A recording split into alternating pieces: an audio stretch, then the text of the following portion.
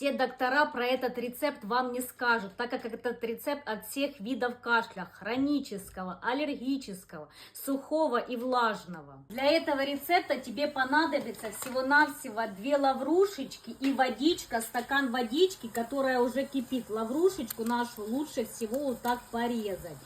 Возьми кусочек имбиря, вот 6 сантиметров будет достаточно, и начинай резать. Можно на кубики, можно кружлячками, вот такое количество будет достаточно. После того, как проварилось, нужно накрыть это все крышечкой, чтобы оно настоялось 8 минуточек. Дорогие мои, напиточек наш готов. После нужно его сцедить вот так. Ну, кружку нужно взять, конечно, большую.